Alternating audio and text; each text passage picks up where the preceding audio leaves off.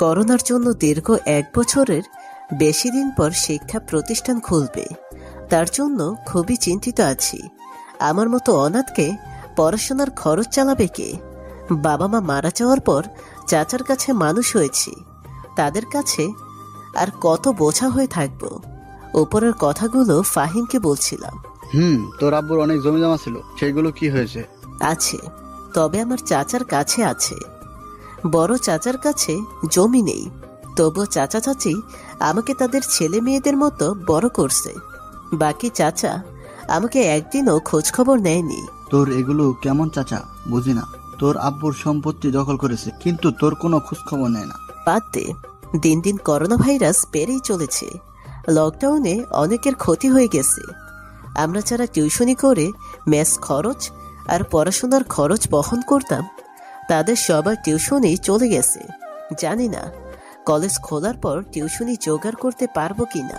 চিন্তা করিস না, কিছু একটা ব্যবস্থা হয়ে যাবে। তুই যে বলছিস চিন্তা করিস না, কিন্তু কলেজ খোলার পর অনার্সের 3য় বর্ষের পরীক্ষার তারিখ ঘোষণা করবে। তখন পরীক্ষার টাকা কোথায় পাবো? তখনকার চিন্তা তখন হবে। রাত অনেক হয়েছে, এখন বাড়ি ফিরে চল। এতক্ষণ আমরা 2 বন্ধু রাস্তার পাশে বসে গল্প করছিলাম। কিছুক্ষণ হাঁটার পর বাড়িতে এলাম। ফাহিম বাড়িতে চলে গেল। তুই এতক্ষণ পর বাড়িতে আসলি? দেখছিস না চারিদিকের কি অবস্থা? তাড়াতাড়ি হাত মুখ ধুয়ে খেতে আয়। তোর চাচা এখনো বাড়িতে আসে নাই। এসে যদি দেখে তুই এখনো জেগে আছিস, তাহলে তোর খবর আছে। সে আর বলতে আমি টিউবওয়েল থেকে হাত মুখ ধুয়ে খেতে বসলাম। শুনলাম কয়দিন পর তোর কলেজ খুলবে। চিন্তায় আছি। মেস খরচ আর পড়াশোনার খরচ কি করে চালাবো। তোর চাচা সেই চিন্তা করছে। তোর পড়াশোনার খরচ, রিমের সামনে ভর্তি পরীক্ষা। আপনার চিন্তা করা লাগবে না, আমি কিছু একটা ব্যবস্থা করে নিব। মাঠে কাজ করে আর কতটা টাকা হয়। চুপ থাক, তুই কি ব্যবস্থা করবি? আগের মতো কি তোর টিউশনি আছে নাকি? যখন তোর টিউশনি ছিল তখন তুই নিজের পড়াশোনার পাশাপাশি রিমির পড়াশোনার খরচ চালিয়ে গেছিস। রিমিও তো আমার বোন, আমি ওর কথা ভাববো না তো কার কথা ভাববো? চুপ করে খেয়ে নে। আমি খাওয়া দাওয়া সেরে আমার নিজ বাড়িতে এসে শুয়ে পড়লাম। চারদিকের চিন্তা মাথায় ঘুরপাক খাচ্ছে। বড় চাচা দিন আনে দিন খায়, সেই চাচা আমার জন্য এত কিছু করছে, আমি তার জন্য কিছু করতে পারবো না। বড় চাচার কোনো ছেলে নেই, তার জন্য হয়তো আমার ছেলের মতো দেখে। করোনা ভাইরাসের জন্য কয়েক বসে থাকে, যা কিছু ছিল সব শেষ হয়ে গেছে। হঠাৎ ফোন বেজে উঠল। ফোনের দিকে তাকিয়ে দেখি হারামিটা যে আমাকে ফোন থেকে টাকা পয়সা দিয়ে সাহায্য করে আসছে। আমার সবচেয়ে কাছের ফ্রেন্ড ফারিয়া। আমি ধরলাম। তোর এতক্ষণ লাগে কেন ফোন ধরতে? ভালো লাগে তোকে রাগাতে। আজ সারাদিন আমাকে ফোন করছিস একবারও? আসলে হয়েছে কি, আমার ফোনে টাকা নেই। কবে তোর ফোনে টাকা থাকে? খুলনায় কবে থেকে আসছিস? জানি না। তুই জানবি কি করে? 2 দিনের মধ্যেই তুই খুলনায় চলে আসবি। আমার একা থাকতে ভালো লাগে না। তুই বাড়ি থেকে একা? যে তোর ভালো লাগে না? আন্টি আঙ্কেল কোথায়? বাড়িতে আছে, তবে তোকে ছাড়া ভালো লাগে না। কতদিন হলো তোর সাথে দেখা হয়নি। 1 মাস আগে তুই যখন গ্রামের বাড়িতে বেড়াতে আসলি তখন তো দেখা হলো। তুই কিন্তু বেশি বুঝে গেছিস। 2 দিন সময় দিলাম, তুই চলে আয়। আচ্ছা, আমি ভেবে দেখবো। তোর ভাবার গুষ্টি কিলাই। আমি তোর বিকাশে টাকা পাঠিয়ে দিচ্ছি, তুই ব্যাগ গুছিয়ে রেডি হয়ে চলে আয়। তুই আর আমাকে এইভাবে টাকা দিবি?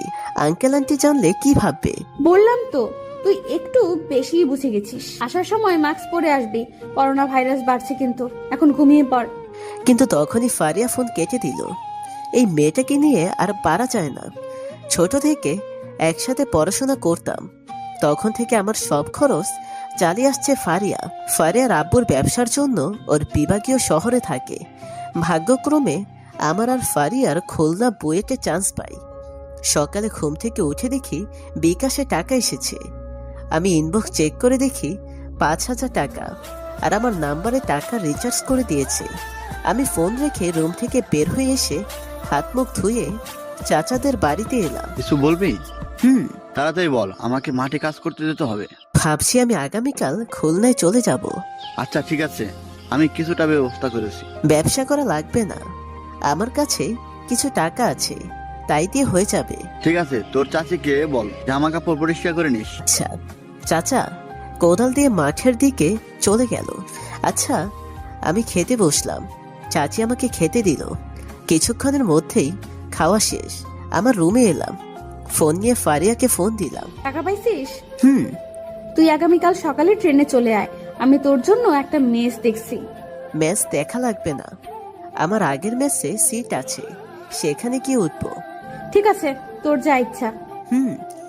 আমি আরো কিছুক্ষণ ধরে ফারিয়ার সাথে কথা বলে ফোন রেখে দিলাম। সন্ধ্যায় ব্যাগ গুছিয়ে রেখে দিলাম, যাতে সকালে ঘুম থেকে উঠে কোনো সমস্যা না হয়, ভালোভাবে ট্রেন ধরতে পারি। রাতে খাওয়া দাওয়া সেরে ঘুমিয়ে পড়লাম। পরদিন সকালে ঘুম থেকে ফ্রেশ হয়ে খাওয়া দাওয়া সেরে চাচা চাচির কাছ থেকে বিদায় নিয়ে রেলওয়ে স্টেশনে এলাম।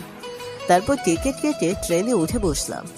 আমি আমার বিকাশ থেকে রিমিকে 1000 টাকা পাঠালাম। তখনই রিমি ফোন দিল। ভাইয়া, তুই আমার বিকাশে টাকা পাঠিয়েছিস? হুম। কেন? এখন তোর কাছে তেমন টাকা নেই, তাও তুই আমার জন্য টাকা পাঠিয়েছিস? কি বললো? আমার কাছে টাকা নেই? আমার কাছে টাকা আছে, তুই চিন্তা করিস না। মিথ্যা কথা বলিস কেন? তুই টাকা কোথায় পাবি? বললাম না, কিছু টাকা আমার কাছে আছে, তুই চুপচাপ পড়তে বস। ওকে, সাবধানে যাস। হুম। আমি কেটে দিলাম। এর মধ্যে কখন যে ট্রেন চলতে শুরু করেছে বুঝতে পারিনি। কিছুক্ষণের মধ্যেই ট্রেনের সিটেই ঘুমিয়ে পড়লাম। প্রায় 3 ঘন্টা পর খুলনা রেলওয়ে স্টেশনে পৌঁছালাম। ট্রেনে থামার ধাক্কায় ঘুম ভেঙে গেল। আমি সিট থেকে উঠে ব্যাগ নিয়ে ট্রেন থেকে নেমে স্টেশনের বাইরে একটা রিক্সা ডাকলাম। কই যাবেন মামা? সেন্ট্রাল লাইব্রেরি যাবে? যাব। কত নিবেন? 100 টাকা দিবেন। অনেক বেশি হয়ে গেল না? একটু কম রাখেন। ঠিক আছে, 80 টাকা দিবেন। আচ্ছা। আমি ব্যাগ নিয়ে রিক্সায় উঠে বসলাম। আধা ঘন্টা পর মেসে এসে পৌঁছালাম। আরে মামা, তুমি চলে আসছো? না, সারা জীবন বাড়িতে কাটিয়ে দিব। তোর আসতে কোনো সমস্যা হয়নি তো? না। কি রে, আমার রুমে এইভাবে আবর্জনা কেন? তোর রুমে তো কেউ যায়নি, তাছাড়া আমাদের রুমে একই অবস্থা ছিল, আমরা পরিষ্কার করেছি। ও, আমি রনির রুমে ব্যাগ রেখে আমার রুম ভালো করে ধুয়ে মুছে পরিষ্কার করলাম। আমি একা একটা সিঙ্গেল রুমে থাকতাম, আমার সেইভাবে আছে। সমস্যা হচ্ছে প্রায় 1 বছর পর রুমে আসলাম। বুঝতেই পারছেন রুমে কি অবস্থা হওয়ার কথা। আমি রুমে সবকিছু গুছিয়ে গোসল করে খেতে বসলাম। তুই এত তাড়াতাড়ি মেসে আসবি কি? 2 দিন আগে বললি তোর আসতে লেট হবে। তোদেরকে সারপ্রাইজ দিলাম। সেটা তো বুঝলাম। এখন তোরা বল, তোদের দিনকাল কেমন চলছে? ভালো না রে, মনে করছিলাম টিউশনি পেয়ে যাব, কিন্তু এখনো একটা টিউশনি খুঁজে পেলাম না। জানি আমার কপালে কি আছে। আগের টিউশনিগুলো যদি পেতাম, কিন্তু তারা নতুন টিউটার খুঁজে নিয়েছে। বড় ভাই অনেক কষ্ট করে টিউশনি জোগাড় করেছি। ও, আমি খাওয়া শেষ করে রুমে এসে বিশ্রাম নিলাম। বাড়িতে ফোন করে জানালাম যে আমি পৌঁছে গেছি। বিকেলের দিকে ফারিয়ার সাথে দেখা করতে গেলাম। আর কতদিন বাড়ির মধ্যে বন্দি থাকবো? করোনা ভাইরাস কি পৃথিবী থেকে যাবে না? আল্লাহ ভালো জানে, আমাদের কোনো হাত নেই। দিন দিন করোনা ভাইরাস বেড়ে চলেছে, আমাদের এখনো সচেতন হওয়া দরকার। চল রূপসা, নদীর পাড় থেকে হেঁটে আসি। হুম। আমি আর ফারিয়া হাঁটতে হাঁটতে রূপসা নদীর পাড়ে এলাম। দেখ, এখান থেকে ব্রিজ কত সুন্দর দেখাচ্ছে, আর রেল সেতু নির্মাণ হচ্ছে। হুম। নদীর পাড় দিয়ে আমরা দুজন পাশাপাশি হেঁটে যাচ্ছি। কিছু দূর আসার পর চল, সামনের মামার ফুচকার দোকান থেকে ফুচকা খেতে হবে। ঠিক আছে। আমি আর ফারিয়া ফুচকা খেতে শুরু করলাম। খাওয়া শেষে ফারিয়া বিল দিল। তারপর একটা রিক্সা নিয়ে ফারিয়া বাড়ির দিকে রওনা দিলাম। এখন কি করবি ভাবছিস? জানি না, লকডাউনে সব শেষ হয়ে গেছে, সামনে কি করব সেটাই ভাবছি। ফারিয়াকে বাড়ির সামনে নামিয়ে দিয়ে মেসের দিকে রওনা দিলাম। আমি কিছু দূরে আসার পর একটা পোস্টার দেখতে পেলাম। আমি রিক্সা দাঁড় করাতে বললাম। রিক্সায় ভাড়া দিয়ে পোস্টারের কাছে এলাম। পোস্টারে লেখা আছে একটা কোচিং সেন্টারে শিক্ষক নেওয়া হবে। নিচে ফোন নাম্বার দেওয়া আছে। আমি নিচের নাম্বারে ফোন দিলাম। কিছুক্ষণ পর একটা ছেলে ফোন ধরলো। হ্যালো, কে বলছেন? ভাই, আমি আপনাদের পোস্টার দেখে ফোন দিয়েছিলাম। দেখলাম আপনাদের কোচিং সেন্টারের শিক্ষক লাগবে। সরি ভাই, আমাদের শিক্ষক নেওয়া হয়ে গেছে। ও আচ্ছা, আমি কেটে দিলাম। অযথা ফোনে কথা বলে টাকা নষ্ট করে লাভ নেই। হাঁটতে হাঁটতে মেসের দিকে রওনা দিলাম। কিছুক্ষণ হাঁটার পর মেসের সামনে এসে পৌঁছালাম। একটা চায়ের দোকানে এলাম। আরে মামা, কবে আসলি? আজ দিনকাল কেমন যাচ্ছে? ভালো না, দোকানে বেচাকিনি নাই। করোনা ভাইরাস আমাদেরকে শেষ করে দিয়েছে। আজকে 1 কাপ চা দেন। আচ্ছা, কিছুক্ষণ পর মামা চা দিল, আমি খেতে শুরু করলাম। তখনই রনি এলো। তুই এখানে? কেন, কি হয়েছে? না, বিকেল থেকে তোকে দেখছি না। মামা চা দেন। একটুও ফারিয়ার সাথে দেখা করতে গিয়েছিলাম। ও, ফারিয়ার কি অবস্থা? ভালো। মামা রনিকে চা দিল। আমি আর রনি চা খেতে খেতে কিছুক্ষণ আড্ডা দেওয়ার পর রুমে চলে এলাম। তখনই ফারিয়ার ফোন। তুই তো ফোন করবি না, আমি কতবার বলেছি যে রুমে পৌঁছে গেলে আমাকে ফোন করে জানাবি। আমি ফোন করব ভাবছিলাম, তার মধ্যে তুই ফোন করছিস। থাক, তোর বাহানা দেখাতে হবে না। কি করছিস? চা খেয়ে এইমাত্র রুমে এসে পৌঁছালাম। ও আচ্ছা, মেসে খাওয়ার টাকা দিয়েছিস? না, বড় ভাইয়েরা এখনো রুমে আসে নাই।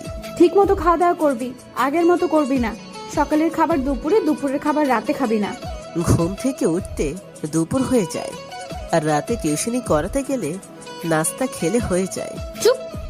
কখনো নিজের দিকে খেয়াল রাখছিস? আমার খেয়াল রাখার জন্য তুই তো আছিস। তুই যদি সাহায্য না করতিস তাহলে আমার কি হতো জানি না। আমি তোকে এইসব কথা বলতে বলছি? আসলে তুই একটু বেশিই বুঝতে শিখেছিস। শোন, করোনা ভাইরাস বাড়ছে, কিন্তু মাস্ক ব্যবহার করতে ভুলে যাবি না। আচ্ছা, আমি মাস্ক ছাড়া কখনো বের হব না। এখন খাওয়া দাওয়া করে তাড়াতাড়ি ঘুমিয়ে পড়বি, অনেক জার্নি করছিস। আচ্ছা।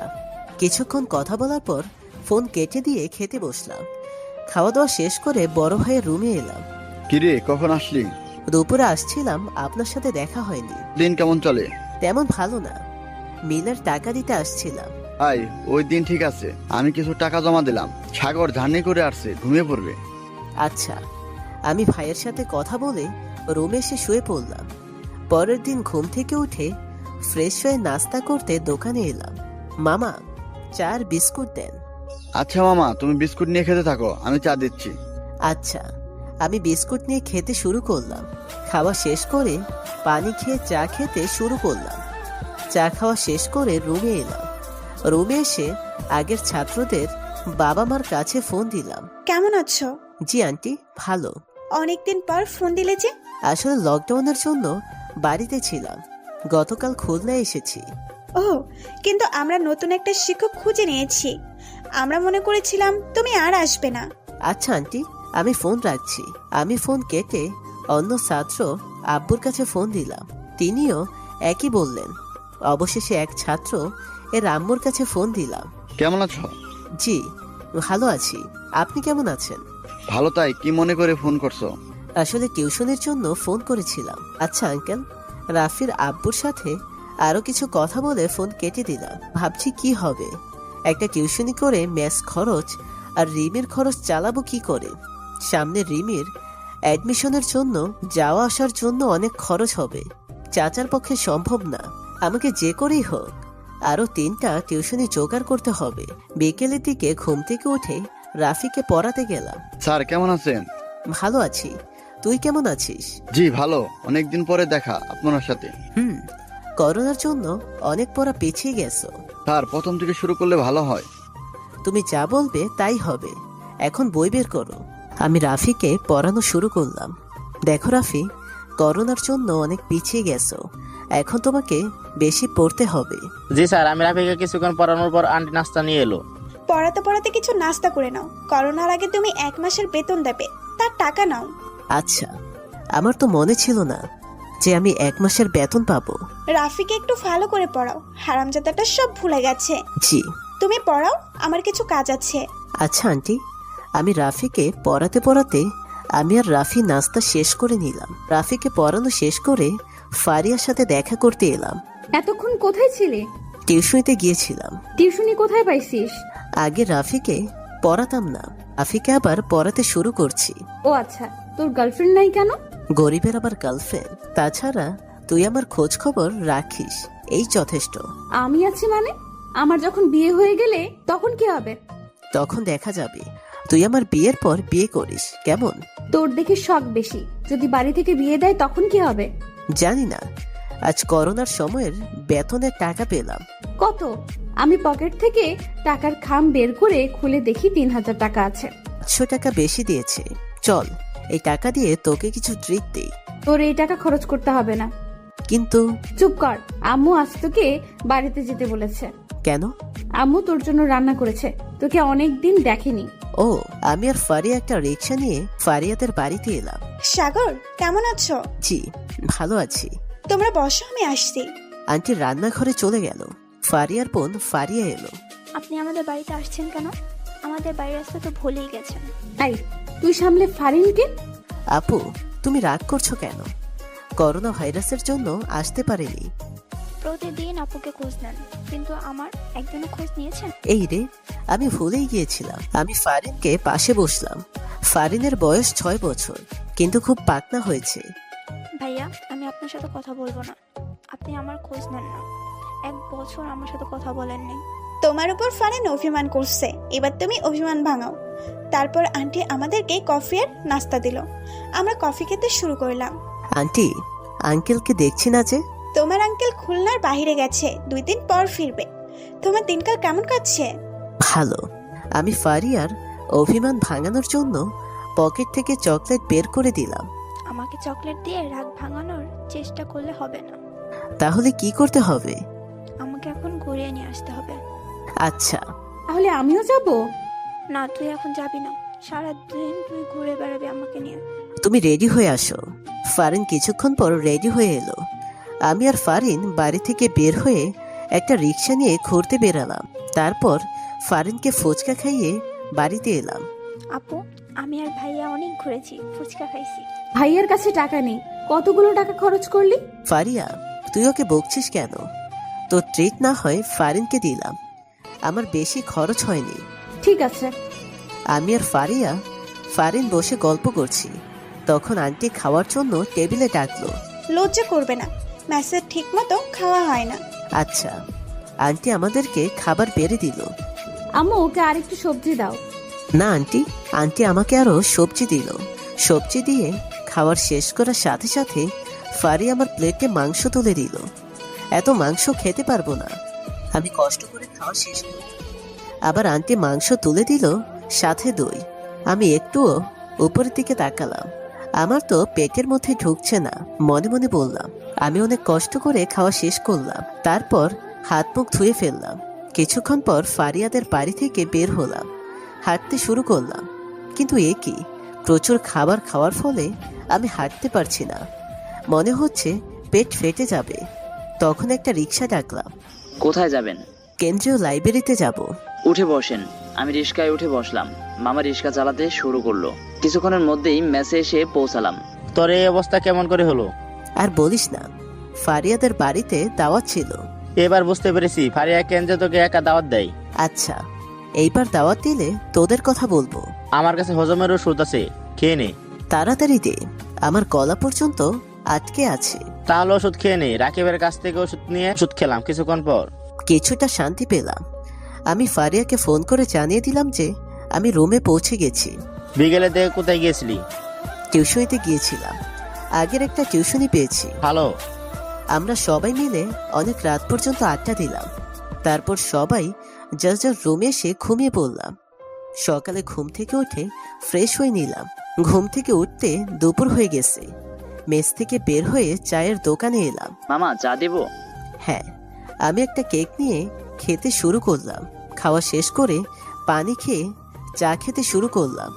মামা, একটা কথা বলবো? হ্যাঁ, বলেন। বলছি যে চা কে খেয়ে সকালের নাস্তা শেষ করলেন, এতে কি পেট ভরে? আমাদের মতো গরিবদের এই একটাই সকালের নাস্তা। ও। আমি চা খাওয়া শেষ করে কম্পিউটার দোকানে এলাম। এসে দেখি আমার এক বন্ধু। আরে তুই কবে আসিস? 2 দিন হলো আসছি। তোর খবর কি? ভালো। হঠাৎ কি মনে করে আমাদের দোকানে? আমার কিছু কাজ আছে তোর কাছে। কি কাজ? আমার কিছু লিফলেট লাগবে টিউশনের জন্য। আচ্ছা, আমি সুন্দর করে লিফলেট লিখে দিচ্ছি। লিফলেটের নিচে তোর নাম্বার থাকবে। তোর মনের মতো করে দে।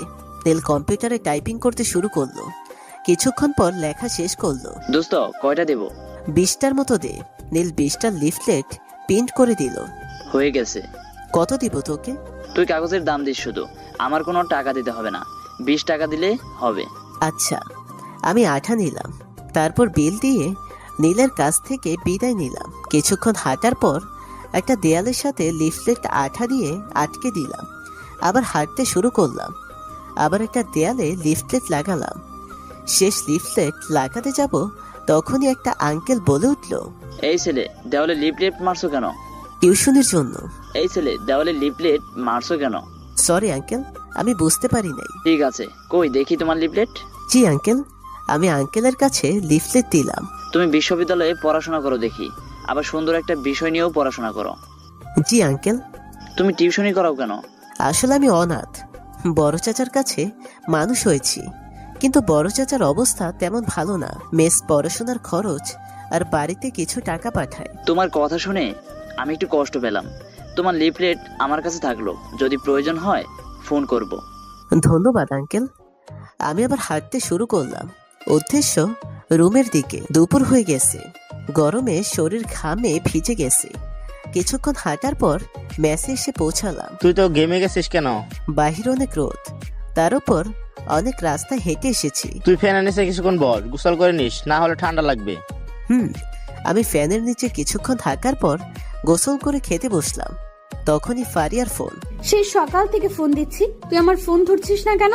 আমার খেয়াল ছিল না, আমি রাস্তায় ছিলাম, গাড়ির শব্দে ফোনের শব্দ শুনতে পারিনি। এই রোদের মধ্যে কি জন্য বের হয়েছিলিস? আমার একটু কাজ ছিল। কিসের কাজ তোরা তো? প্রচুর পরিমাণে গরম পড়েছে, তার উপরে করোনা ভাইরাস বাড়ছে। এখন কি করছিস তুই? খেতে বসেছিলাম। আমি ফোন রাখছি, তুই খাওয়া শেষ কর। ওকে। ফারিয়া ফোন কেটে দিল। আমি ফোন রেখে খাওয়া শেষ করে রুমে এসে শুয়ে পড়লাম। খুব ক্লান্ত লাগছে, অনেক রাস্তা হেঁটেছি। তখন যে ঘুমিয়ে গেছি খেয়াল নেই। সন্ধ্যায় রাকিবেটাকে ঘুম ভেঙে গেল। কিরে এত ঘুমাচ্ছিস কেন? তুই টিউশনেতে যাবি না? আমি ঘড়ি দেখলাম, দেখি রাফির পড়ানোর টাইম আধা ঘন্টা ছাড়িয়ে গেছে।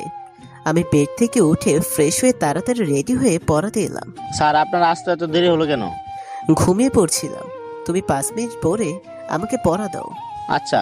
রাফি পড়তে শুরু করলো, তারপর আমাকে পড়া দিল। 2টা অঙ্ক দিচ্ছি, তুমি অঙ্ক করতে শুরু করো। আচ্ছা। রাফি অঙ্ক করে আমাকে দেখালো, আমি 1 ঘন্টা রাফিকে পড়িয়ে রাফিদের বাড়ি থেকে বের হলাম। হাঁটতে হাঁটতে মেসের দিকে রওনা দিলাম, শরীর ক্লান্ত লাগছে, তাই রাস্তার পাশে একটা বেঞ্চে বসলাম। চারদিকে আলো আর আলো, ল্যাম্পপোস্টের আর যানবাহনের আলোয় আলোকিত হয়ে গেছে। কিছুক্ষণ বসে থাকার পর আবার হাঁটতে শুরু করলাম। কিছুক্ষণ পর মেসে পৌঁছে গেলাম। মেসে এসে বাথরুমে গিয়ে ফ্রেশ হয়ে নিলাম। ফ্রেশ হয়ে মিল নিয়ে রাকিবের রুমে এলাম। তোদের খাওয়া শেষ হয়ে গেছে? না, তুই খেতে শুরু কর, আমি হাত ধুয়ে আসছি। ঠিক আছে। আমি খেতে শুরু করলাম। কিছুক্ষণ পর রাকিব এলো। আমি আর রাকিব একসাথে খেতে শুরু করলাম। খাওয়া শেষ করে আমি রুমে এসে শুয়ে পড়লাম। হঠাৎ ফোনের শব্দে লাফ দিয়ে উঠলাম। ফোন নিয়ে দেখি বাড়ি থেকে ফোন। কেমন আছিস? ভালো আছি, তোমরা কেমন আছো? আমরা সবাই ভালো আছি। ঠিক মতো খাওয়া দাওয়া করছিস তো? তোমার কাজ কেমন হচ্ছে? ভালো, রাত অনেক হয়েছে, তুই এখন ঘুমিয়ে পড়। আচ্ছা। চাচা ফোন কেটে দিল। আমি ফোন রাখতে যাব তখনই ফারিয়ার ফোন। তাই তোর ফোন ব্যস্ত কেন? এতক্ষণ ধরে কার সাথে কথা বলিস তুই? বাড়ি থেকে ফোন করছিল। তুই আগে বলবি না তোর বাড়ি থেকে ফোন করেছিল? তুই কি আমার কথা বলার সুযোগ দিয়েছিস? জানি, আরো জানি যে কলেজের ফর্ম পূরণ করতে হবে। বাহ, ভালোই তো দেখি মনে আছে। আমি ফারিয়ার সাথে কিছুক্ষণ কথা বলার পর ফোন কেটে দিয়ে শুয়ে পড়লাম। পরদিন সকালে ঘুম থেকে উঠে ফ্রেশ হয়ে কলেজের উদ্দেশ্যে বের হলাম। কিছুক্ষণ হাঁটার পর কলেজের সামনে এসে মামার দোকান থেকে চা খেতে শুরু করলাম। হঠাৎ ইবা এসে হাজির হলো। কি রে, তুই এখানে দাঁড়িয়ে চা খাচ্ছিস? তোর সাথে অনেকদিন পর দেখা হলো, কিন্তু তুই শরীর শুকিয়ে গেছে কেন?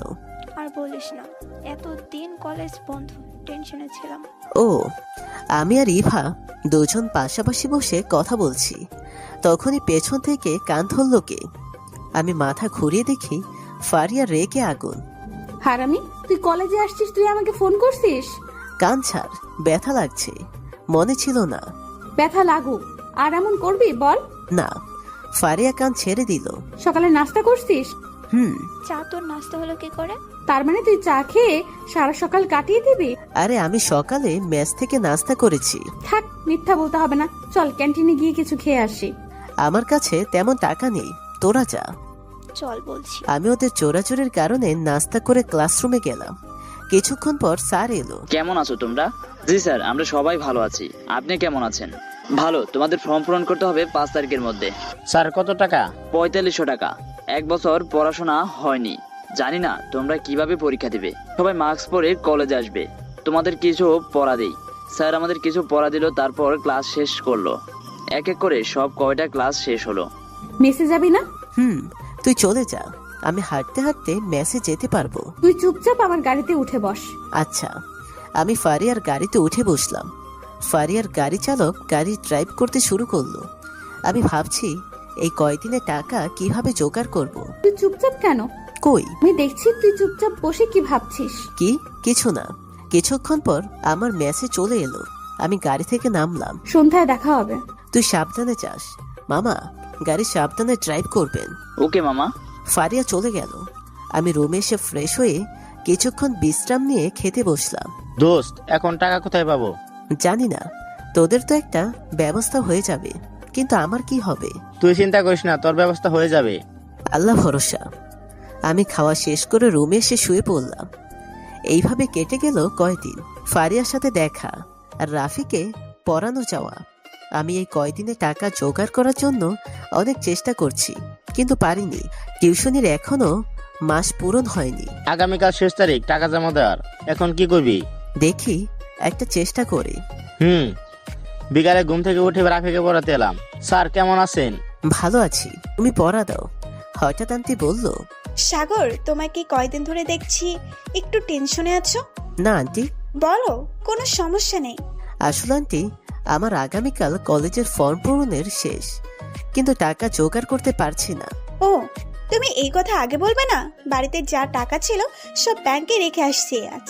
দেখি তোমার জন্য কিছু টাকা ব্যবস্থা করতে পারি কিনা। সমস্যা নেই, আমি জোগাড় করে নিব। কয়দিনে জোগাড় করতে পারোনি, একদিনে কি হবে জোগাড়? সেটাই ভাবছি। আন্টি আন্টি কিছু না বলে আন্টি রুমে গিয়ে কিছু টাকা এনে দিল। রাফিকে পরিয়ে রাফিদের বাড়ি থেকে বের হলাম। পকেট থেকে টাকা বের করে দেখি 4000 টাকা আছে। যাক, 2 মাসের বেতন একসাথে পেলাম। আমার কাছে কিছু টাকা আছে, এই দিয়ে কলেজে টাকা জমা দেওয়া যাবে। আমি হাঁটতে শুরু করলাম। কিছুক্ষণ আসার পর একটা চায়ের দোকানে এসে বসলাম। মামা, তোমার কিছু লাগবে? 1 কাপ চা দেন। আচ্ছা। কিছুক্ষণ পর চা দিল। আমি চা খাওয়া শেষ করে বিল দিয়ে দোকান থেকে বের হলাম। কিছুক্ষণ পর মেসে এসে পৌঁছালাম। পরের দিন সকালে ঘুম ভাঙল ফারিয়ার ফোনের শব্দে। আমি চোখ মুছতে মুছতে ফোন ধরলাম। তুই এখনো ঘুমাচ্ছিস? হুম। ফাসলামি বন্ধ কর, তাড়াতাড়ি আয়। তুই 5 মিনিট বসে থাক, আমি 10 মিনিটে আসছি। আচ্ছা। আমি ফোন কেটে দিয়ে বেড থেকে উঠে ফ্রেশ হয়ে এলাম। কিন্তু এ কি, বাথরুমের দরজা বন্ধ কেন? আমি ঠক ঠক আওয়াজ করলাম। ভেতর থেকে রনির আওয়াজ এলো। কে রে, এতবার দরজা ধাক্কা দিচ্ছিস? আরামজাদা, তুই ভেতরে? তাহলে আজ সবাই বিপদে পড়বে। তখনই বড় ভাই শরীফ এলো। হারামি, তুই আগে বের হ, তোর খবর আছে। তুই সেই 1 ঘন্টা আগে বাথরুমে ঢুকে বসে আছিস। আমার কি দোষ? তুই বের হয়ে আয় তাড়াতাড়ি, কলেজে যেতে হবে তাড়াতাড়ি। বের হচ্ছি, একটু সময় দিবি তো? কিছুক্ষণ পর রনি বের হয়ে এলো। শরীফ ভাই বাথরুমে ঢুকলো। হারামি, তুই ভালো করে পানি দিস নাই, গন্ধে থাকা যাচ্ছে না। আপনারা কি সেই সময় কি দিলেন? তবে রে। রনিকে আর পায় কে? আমি দাঁড়িয়ে আছি, হঠাৎ মনে পড়লো পাশের রুমের বাথরুম আছে। তখনই পাশের রুমের বাথরুমে এসে ঢুকে ফ্রেশ হয়ে রেডি হয়ে বেরিয়ে পড়লাম, কিন্তু অনেক দেরি হয়ে গেছে। কিছুক্ষণ হাঁটার পর কলেজে এসে পৌঁছালাম। তোর এতক্ষণে আসার সময় হলো? আর বলিস না, রনির জন্য বাথরুমে সিরিয়াল পড়ে গিয়েছিল। তোরাও পারিস বটে। আচ্ছা চল, টাকা জমা দিয়ে আসি, আজ আবার শেষ তারিখ। তুই টাকা কোথায় পাইছিস? অনেক কষ্ট করে জোগাড় করছি। বেশি কথা না বলে অফিসের দিকে চল। থাক, যাওয়া লাগবে না। কেন? ফর্ম পূরণ না করে কি করে পরীক্ষা দিব? আমি কি বলছি তোর পরীক্ষা দিতে হবে না? আমি তোর টাকা জমা দিয়েছি অনেক আগেই। কিন্তু দিলি কেন? আমি তো টাকা জোগাড় করছি। ওই টাকা তোর কাছে রেখে দে, তোর কোনো কাজে আসবে। তুই এইভাবে কত টাকা দিবি? আমি যে তোর কাছে ঋণী হয়ে যাচ্ছি। কিসের ঋণ? এই যে তুই যেভাবে টাকা দিস, আমার চাকরি পেলে তোর টাকা ফিরিয়ে দিব। আচ্ছা দিস, এখন চল নদীর পাড় থেকে ঘুরে আসি। ওকে চল। আমি আর ফারিয়া কলেজের গেট দিয়ে বের হলাম। তারপর একটা রিক্সা নিলাম। রিক্সা নিলি কেন? গাড়ি তো ছিল। গাড়ি নিয়ে চলে যেতে বল, রিক্সায় ঘুরবো। ওকে। রিক্সায় চড়ে খুবই ভালো লাগছে। চারদিকে লোকজন কম, করোনা ভাইরাসের জন্য। কিছুক্ষণ পর রূপসা ব্রিজের পাশে এলাম। মামা, এখানে রাখেন, আমরা হেঁটে যাব। দেখ, ব্রিজ থেকে কত সুন্দর দেখাচ্ছে। নদীতে জাহাজ স্টিমার চলছে। ব্রিজ থেকে খুলনার কিছু দৃশ্য সুন্দর লাগে। ব্রিজ পার হয়ে এলাম নদীর তীরে। নদীর তীরে ঢেউ আশ্রয় পড়ছে। আমি আর ফারিয়া নদীর তীর দিয়ে হাঁটছি। হঠাৎ আমার চোখে একটা পোস্টার পড়ল। আমি ফোনের ছবি তুলে নিলাম। কিছু ঘোরাঘুরি করে ফারিয়াকে বাড়ির দিয়ে মেস এলাম। দেখি তো পোস্টারে কি লেখা ছিল। আমি ফোন বের করে দেখলাম অনলাইন জব অফার, মোবাইল দিয়ে ইনকাম করতে পারবেন। আমি নিজের নাম্বারে ফোন দিয়ে কনফার্ম হয়ে নিলাম। তারপর রাফির পড়ানো আগে গিয়ে সেই অফিসে এলাম। ফোন দিয়েছিলেন? জি। কিভাবে কাজ করতে হবে? আপনার কি অনলাইনে কাজের বিষয়ে কোর্স করা আছে? জি ছিল, কিন্তু কম্পিউটার না থাকায় কাজ করিনি। তাহলে তো ভালো হলো। এখন থেকে আপনি আপনার মোবাইলের মাধ্যমে অনলাইনে জব করতে পারবেন। ও, আমি আরও কিছু তথ্য নিয়ে চলে এলাম। তারপর রাফিকে পড়িয়ে মেসে এসে ওয়াইফাই অন করে ম্যানেজারের কথা মতো কিছু ওয়েবসাইটে ঢুকে সাইন আপ করে নিলাম। হঠাৎ একটা ওয়েবসাইট ডিজাইন তৈরি করার জন্য মেসেজ এলো। আমি ফারিয়াকে না জানিয়ে ওয়েবসাইটের সব কোর্স করেছিলাম। আমি ডিজাইনের কাজ করলাম। এইভাবে কেটে গেল 1 মাস। এর মধ্যে আমি আর ফারিয়া ঘোরাঘুরি করছি আর ওকে লুকিয়ে কাজ করছি। হঠাৎ একদিন ইমেইলে মেসেজ এলো, ব্যাংকের অ্যাকাউন্ট নাম্বার যোগ করতে হবে। আমি ব্যাংকে এলাম। আপনাকে কিভাবে সাহায্য করতে পারি? আমার ব্যাংকের অ্যাকাউন্ট প্রয়োজন, তার জন্য করণীয়? আপনার জাতীয় পরিচয়পত্র আর কিছু ছবি দিতে হবে। ও, আপনি কি আপনার অ্যাকাউন্ট খুলতে চান? আমি অনলাইনে ওয়েব ডিজাইনার, টাকা তোলার জন্য অ্যাকাউন্ট প্রয়োজন। তাহলে আপনার অনলাইনের কোর্সে সার্টিফিকেটের দরকার। তাহলে আপনি মাস্টার কার্ড নিতে পারবেন। আচ্ছা, আমি সব কিছু জমা দিলাম, সাথে 5,000 টাকা জমা করলাম। ব্যাংকের মধ্যে বসে টাকা ট্রান্সফার করে ব্যাংকের অ্যাকাউন্টে আনলাম। টাকার পরিমাণ দেখে আমি অবাক। কোনোদিন কত টাকা হয়েছে চেক করে নিই। সাথে ফোনে মেসেজ এলো, আপনার অ্যাকাউন্টে 50,000 টাকা যোগ হয়েছে। আমি তো খুশিতে আত্মহারা হয়ে বললাম। তারপর আমি রুমে এলাম, ফ্রেশ হয়ে নিলাম। আজ ফারিয়াকে সারপ্রাইজ দিব। বিকেলের দিকে ফারিয়াকে ফোন করে আসতে বললাম। আমি বিকেলে রেডি হয়ে ফারিয়ার সাথে দেখা করতে এলাম। আজ আমি একটু আগেই এসেছি ফারিয়াকে সারপ্রাইজ দিব তার জন্য। আমি পার্কে এসে একটা জায়গায় বসলাম, কিন্তু অনেকক্ষণ ধরে বসে আছি, ফারিয়ার খোঁজ নেই। আমি ফারিয়াকে ফোন দিলাম। কোথায় তুই? কখন থেকে বসে আছি? আমি তো পার্কে আসছি, তুই কোথায়? আমি ফুল বাগানের পাশে বসে আছি। তুই এক কাজ কর, তুই পুকুর পাড়ে চলে আয়। আচ্ছা। আমি উঠে দাঁড়িয়ে হাঁটতে শুরু করলাম। কিছুক্ষণের মধ্যেই পুকুরে পড়ে এলাম। দূর থেকে খেয়াল করলাম ফারিয়া একটা ছেলের সাথে গল্প করছে। আমি ফারিয়ার কাছে এলাম। আচ্ছা, এই বল, তোর সারপ্রাইজ কি? আমি ছেলেটার দিকে তাকালাম। তখনই ফারিয়া বলল, ও, তোর সাথে পরিচয় করিয়ে দিই, এটা হলো আমার আব্বুর বন্ধুর ছেলে, আমার বিএফ আবিদ। তোর যে বফ আছে আগে বলিসনি। তুই কোনোদিন জানতে চাস নাই তাই, আর তোর সাথে পরিচয় করিয়ে দেওয়ার সময় পাইনি। আদিব ঢাকা থেকে আজ এসেছে। তুমি নিশ্চয় সাগর? জি। আপনি আমাকে চিনলেন কি করে? ফারিয়ার কাছ থেকে তোমার কথা শুনেছি, কিন্তু তোমাকে দেখার সৌভাগ্য হয়নি। ও, দাঁড়িয়ে আছিস কেন? বস, এখন বল তোর সারপ্রাইজ কি? আরে দূর, আমি তোর কি করে সারপ্রাইজ দিব? আমি এমনিতে আসতে বলেছিলাম। ফাজলামি বন্ধ কর। আমি মনে করলাম আজ একটু আদিবের সাথে ঘোরাঘুরি করব, কিন্তু তুই মুড অফ করে দিলি। আগে বলেই পারতিস যে একটু ব্যস্ত আছি। হয়েছে, আর ঢং করতে হবে না। শপিং ব্যাগ কার জন্য? ও, জানি না, রাস্তায় পড়েছিল, মিথ্যা বললাম। আমি ফারিয়ার জন্য নীল শাড়ি আর নীল কাচের চুড়ি এনেছিলাম। কই দেখি, তুই সত্যি করে বল, এসব কোথায় পেলি? বললাম না। ফাজলামি করছিস? এখানে বিল পরিশোধ রসিদ তোর নামে লেখা। আর রাস্তায় পাইনি, আমি ফান করলাম। তোর পছন্দের কিছু জিনিস এনেছি। নীল রং আমার পছন্দ না, তবে তোমাকে পরলে মানাবে। সত্যি? তুই এত টাকা কোথায় পেলি? আর কি দরকার ছিল এসবের? আমি কি গিফট দিতে পারি না? আচ্ছা, তুই কি আমাদের সাথে যাবি? কোথায় যাব? ঘুরতে যাচ্ছি। না, তোরা যা, আমার টিউশনি আছে। তাহলে তুই তো বললি যে আমরা দুজন ঘুরবো, তোদের মাঝে গিয়ে আমি কাবাবে হাড্ডি হতে চাই না। ওকে ফারিয়া, তাহলে চলো আমরা দুইজন যাই। ওকে। ফারিয়া রাবিদ চলে গেল। আমি চুপ করে ঘাসের উপর বসে পড়লাম। আমার মনে হচ্ছে আমি অনেক কিছু হারিয়ে ফেলেছি। জানি না আমার জীবনে কি যেন ঘনিয়ে এসেছে। আমি ফারিয়াকে ভালোবাসি না, কিন্তু আমার এত কষ্ট হচ্ছে কেন? তাহলে আমি কি ফারিয়াকে ভালোবেসে ফেলেছি? এটা অসম্ভব, এটা হতে পারে না। আমি আকাশের দিকে তাকিয়ে আছি, চোখ দিয়ে পানি গড়িয়ে পড়ছে। কখন যে সন্ধ্যা হয়ে গেছে সেই দিকে খেয়াল নেই। হঠাৎ একজনের কথার আওয়াজে হুঁশ ফিরল। মাথা ঘুরিয়ে দেখি পার্কের গার্ড। মামা, সন্ধ্যা হয়ে গেছে, পার্ক বন্ধ করব। ও আচ্ছা। চলেন মামা, আমি পার্ক বন্ধ করে বাড়িতে যাব, অনেকদিন পর ছুটি পেয়েছি। ও, আপনি হাঁটতে থাকেন, আমি আসছি। ওকে মামা। তারপর আমি উঠে দাঁড়ালাম। ঘড়ির দিকে তাকিয়ে দেখি 6:30 বাজে। আমি হাঁটতে শুরু করলাম। কিছুক্ষণ পর আমি পার্কের গেট দিয়ে বের হয়ে হাঁটতে শুরু করলাম, কিন্তু কোথায় যাচ্ছি বুঝতে পারছি। হাঁটার কথা হাঁটছি, হঠাৎ রাস্তার মাঝে চলে এসেছি।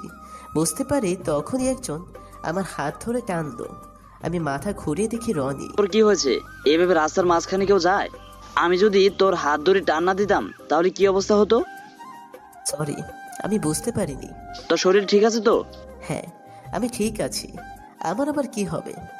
আচ্ছা, ম্যাচ যেন কোন রাস্তায় ভুলে গেছি। আমি দেখছি তুই অসুস্থ, সবকিছু ভুলে গেছিস। আমার সাথে ম্যাচে চল, যদিও আমার কাজ আছে, কিন্তু তোকে একা ছেড়ে দেওয়া যাবে না। আচ্ছা। রনি একটা রিক্সা ডাকলো, তারপর রিক্সায় উঠে বসলাম। রিক্সা চলছে আপন মনে, কিন্তু তখন আমার তেমন হুঁশ নেই। কিছুক্ষণ পর রুমে এলাম। রাকিব, তাড়াতাড়ি পানি নিয়ে আয়, সাগরের চোখে মুখে দে। কেন? তোকে যা বলছি তাই কর। রাকিব পানি নিয়ে এসে প্রথমে আমার মাথায় ঢাললো, তারপর চোখে মুখে ছিটিয়ে দিল। পানির জন্য আমার পুরোপুরি হুঁশ ফিরল। আসলাম, আমি রুমে আসলাম কখন? আর তোমরা আমার মাথায় পানি দিচ্ছিস কেন? দেখ, ও এখন ভুল বকছে। আমার কি হয়েছিল? তুই হাঁটতে হাঁটতে রাস্তার মাঝখানে চলে গেছিলি, তখন একটা গাড়ি আসছিল। সেই সময় আমি তোর হাত ধরে টেনেছিলাম, আবার তুই ম্যাচের রাস্তা ভুলে গেছিলি। আরে দূর, কিসব বলছিস? আমি পার্কে বসেছিলাম, কিন্তু কখন রুমে এসেছি বুঝতে পারছি না। থাক তুই, এখন বিশ্রাম নেই। কি হয়েছে পরে শুনবো। রনি আর রাকিব ওদের রুমে চলে গেল। আমি চুপ করে শুয়ে পড়লাম। অন্যদিকে তোমার ফ্রেন্ড কেমন? এটা তোমাকে সারপ্রাইজ দেওয়ার জন্য সামান্য টাকার শাড়ি। তুমি সব কি বলছো? সাগর দামি শাড়ি কোথায় পাবে? তাছাড়া শাড়ির দাম তো অনেক, ওর সামর্থ্য মতো। দেখো, তুমি ওর গুণ গাইবে না, তুমি এই শাড়ি পরবে না। আমি তোমাকে এর চেয়ে ভালো শাড়ি কিনে দিব। আর কাচের চুড়ি কেউ পরে? না, আমি এই শাড়ি পরবো, অনেক কষ্ট করে কিনে দিয়েছে। কিসের কষ্ট? আমি জানি তুমি ওর সব খরচ দিয়ে থাকো, তোমার টাকায় তোমাকে গিফট দিয়েছে। আমি চাই না তুমি এই শাড়ি পরবে। ওকে। আপিত ফারিয়ার কাছ থেকে নিয়ে শাড়ি টান মেরে ফেলে দিল। তখনই ইভা শাড়ি আর কাচের চুড়ি কুড়িয়ে নিল। ইভা ওদের পাশে ছিল। ফারিয়া জানে না ইভা সব কথা শুনছে। ইভা কিছু না বলে ওখান থেকে চলে আসে। চিন্তা করো না। শাড়িটা ফেলে দেওয়া উচিত হয়নি তোমার। আবার একই কথা। আমার মনে হচ্ছে তোমার শরীর খারাপ, চলো তোমাকে বাড়ি দিয়ে আসি। থাক, আমি যেতে পারবো। ফারিয়া চলে আসে বাড়িতে। রুমে দরজা আটকে দিয়ে শুয়ে পড়ল। ফারিয়া ভেবে পাচ্ছে না আজ কি থেকে কি হয়ে গেল। পরের দিন সকালে ঘুম থেকে উঠে ফ্রেশ হয়ে রেডি হয়ে মামার চায়ের দোকানে এলাম। মামা, চা দেন। অপেক্ষা করো, দিচ্ছি। আমি কেক নিয়ে খেতে শুরু করলাম। কেক খাওয়ার শেষ করে পানি খেয়ে চা খেতে শুরু করলাম। চা খাওয়া শেষ করে বিল পরিশোধ করে একটা রিক্সা নিলাম। উদ্দেশ্য ল্যাপটপ পয়েন্ট। মোবাইলের চেয়ে ল্যাপটপে কাজ ভালো হবে। কিছুক্ষণের মধ্যেই চলে এলাম। ভাই, এইচপির ল্যাপটপ দেখান। ওকে, আপনি কেমন দিবেন? একটু ভালো, যাতে অনলাইনে কাজ করা যাবে। আচ্ছা। অনেকগুলো ল্যাপটপ বের করলো। আমি তার মধ্যে দেখে একটা নিলাম। ভেবেছিলাম ফারিয়াকে নিয়ে আসব, কিন্তু তার এখন আমার জন্য সময় নেই। আমি কার্ডে পরিশোধ করব। আচ্ছা। আমি বিল পরিশোধ করে দোকান থেকে বের হলাম। হঠাৎ পাশের দোকানে ফারিয়ার আবিদকে দেখলাম। আমি ফারিয়ার কাছে ফোন দিলাম। কোথায় তুই এখন? আমি আদিবের সাথে বের হয়েছি। তা রাতে তোর ফোন বন্ধ ছিল কেন? ফোনে চার্জ ছিল না। তখনই ফারিয়ার কাছে আবিদ এলো। কার সাথে কথা বলছো? সাগরের সাথে। তখনই আবিদ ফোন নিয়ে কল কেটে দিল। আমি সবকিছু দেখছি কি হচ্ছে। ওরা বুঝতে পারেনি আমি ওদের সামনে দাঁড়িয়ে আছি। আমি ওদের দেখার আগে ওখান থেকে চলে এলাম। মার্কেট থেকে বের হয়ে একটা রিক্সা নিয়ে রুমে এলাম। কি মাম্মা, তুমি নতুন ল্যাপটপ দেখছি। মোবাইল অনলাইনের কাজ করা যাচ্ছে না, তার জন্য কিনছি। তুই ভালো করছিস। রনি ল্যাপটপ বের করে চালাতে শুরু করলো। আমি বাথরুমে গিয়ে ফ্রেশ হয়ে এসে খেতে বসলাম। রনি, ল্যাপটপ কেমন চলছে? অনেক ভালো চলছে, তোর কাজ করতে সমস্যা হবে না। ও, আমি খাওয়া শেষ করে ল্যাপটপ নিয়ে বসলাম। তারপর কাজ শুরু করলাম। কাজ শেষ করতে গিয়ে সন্ধ্যা হয়ে গেল। ল্যাপটপ বন্ধ করে ফ্রেশ হয়ে রাফিকে পড়াতে এলাম। স্যার কেমন আছেন? পড়া কি সব হয়েছে? জি স্যার। নতুন পড়া দিচ্ছি, ভালো করে বুঝে নিবে। আচ্ছা।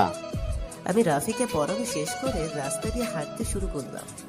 কিছু দূরে আসার পর ইভার সাথে দেখা। কিরে, কোথা থেকে আসছিস? টিউশন থেকে রুমে যাচ্ছি। কিন্তু তুই এখানে কি করছিস? ফুচকা খেতে আসছিলাম, বস এখানে। মামা, আরেক প্লেট ফুচকা দেন।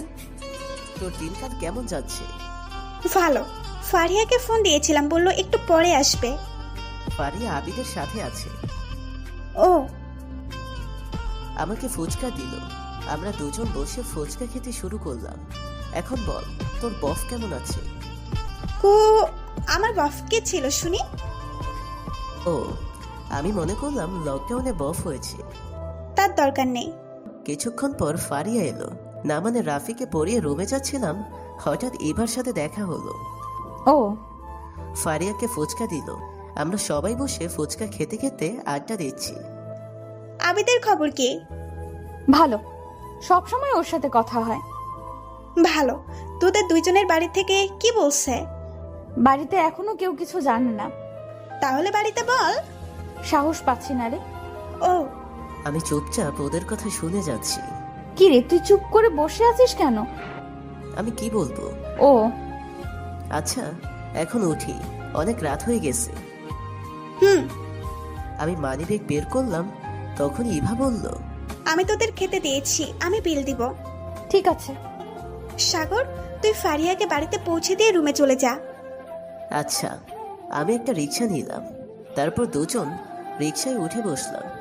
রিক্সায় চলতে শুরু করেছে, কিন্তু আমি কোনো কথা বলছি না। তুই তো চুপ করে আছিস কেন? এমনি। শরীরের অবস্থা দেখছি অনেক খারাপ। না, ঠিক আছে। কিছুক্ষণের মধ্যেই ফারিয়ার বাড়ির সামনে এলাম। ফারিয়া রিক্সা থেকে নেমে টাকা বের করলো। মামা আপনার ভাড়া, ওকে নামিয়ে দেবেন।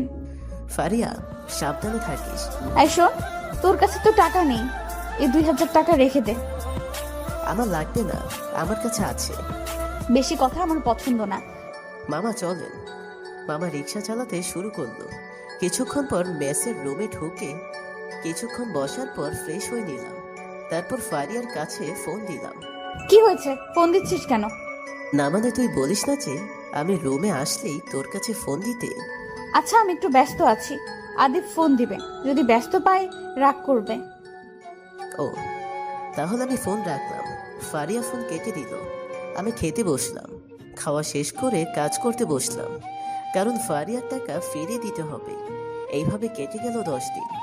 ফারিয়ার সাথে তেমন কথা হয় না, মাঝে মাঝে ফোন ধরে, তবে বেশি কথা হয় না।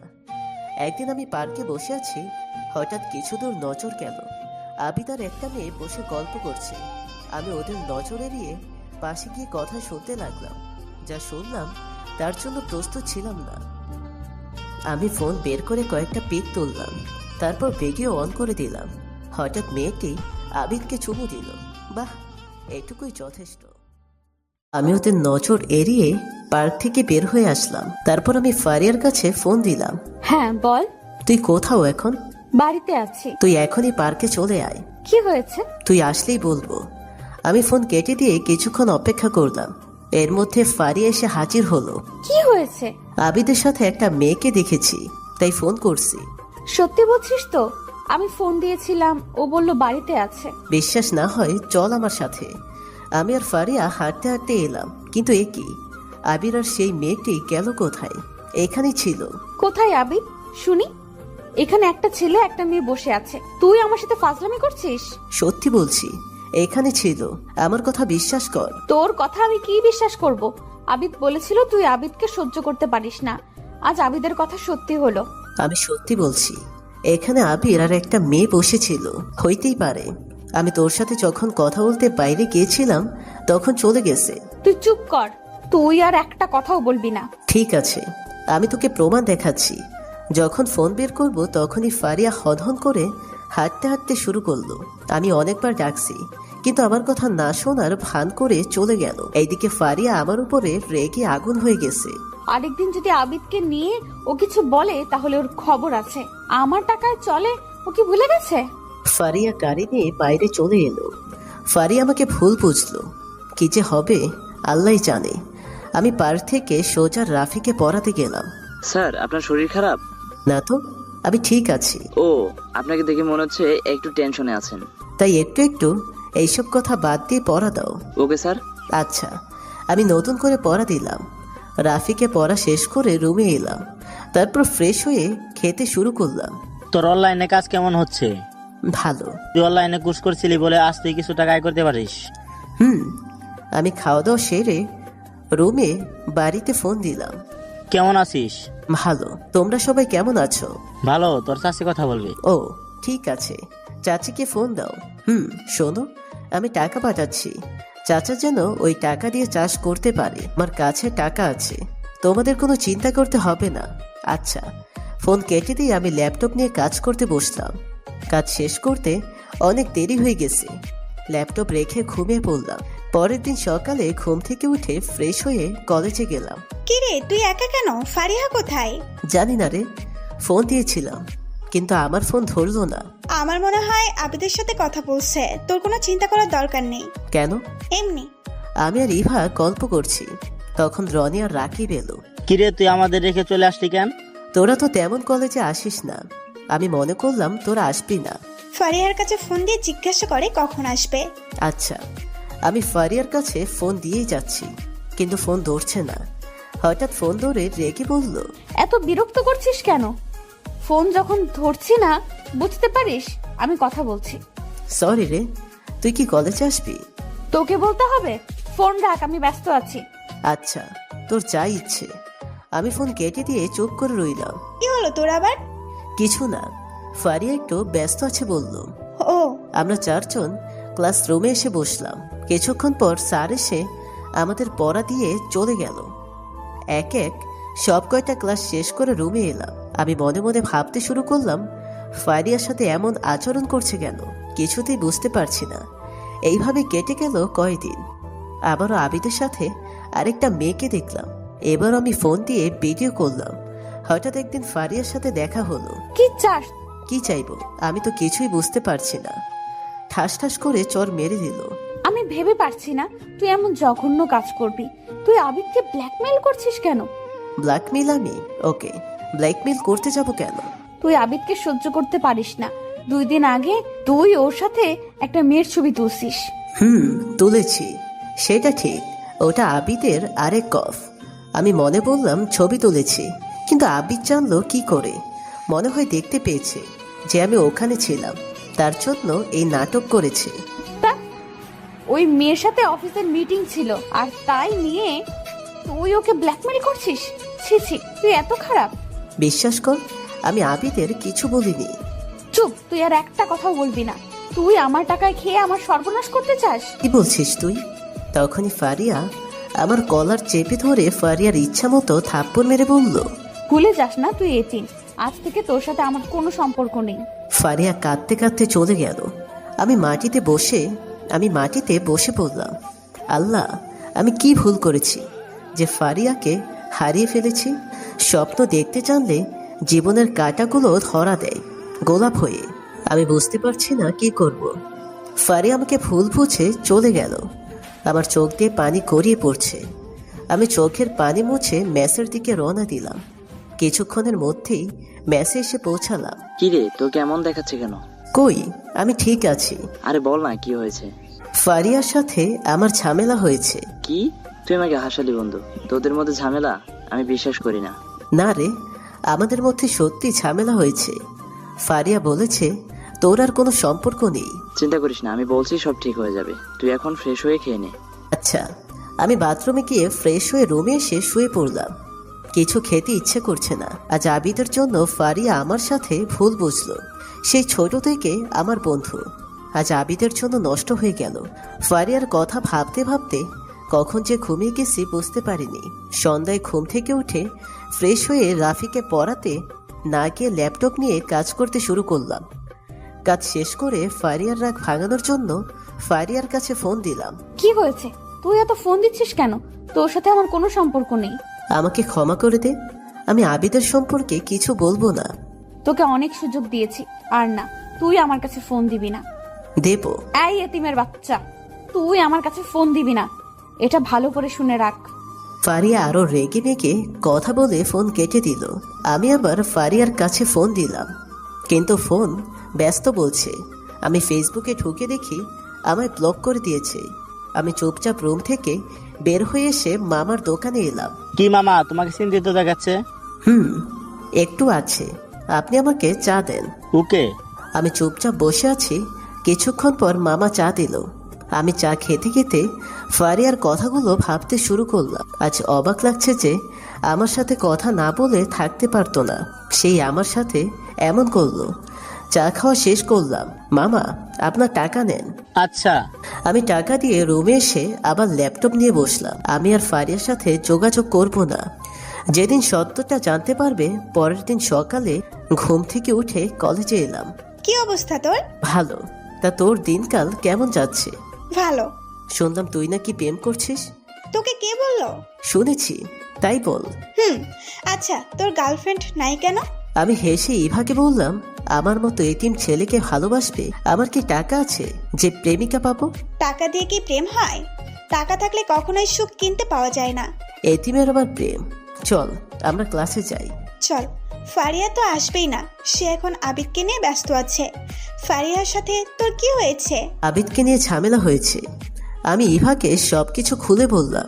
তাহলে তো ফারিয়া অনেক বিপদে আছে, অকারণে তোকে ফুল বুঝলো। আমি ভাবতে পারছি না। সত্য যখন বুঝতে পারবে তখন ঠিক হয়ে যাবে। আমি সবকিছু জানি। তুই ফারিয়াকে যে শাড়ি আর কাচের চুড়ি গিফট দিয়েছিলি, সেই গিফট আবিদ আমার চোখের সামনে ফেলে দিয়েছিল। আমার কাছে সেই গিফট কুড়িয়ে নিয়ে এসেছি। ও, আমি জানতাম এমন কিছু হবে। ফারিয়া আমাকে এখন সহ্য করতে পারে না। আমার বুঝতে বাকি নেই, ফারিয়ার জীবন এই নষ্ট হতে দেওয়া যাবে না। আমি আর ইভা ক্লাসে এসে বসলাম। সব কয়টা ক্লাস শেষ করে রুমে এসে ফ্রেশ হয়ে খাওয়া দাওয়া সেরে ল্যাপটপ নিয়ে বসলাম। এইভাবে কেটে গেল 1 মাস। কিন্তু আমি ফারিয়ার সাথে অনেক যোগাযোগ করতে চেষ্টা করছি, কিন্তু পারিনি।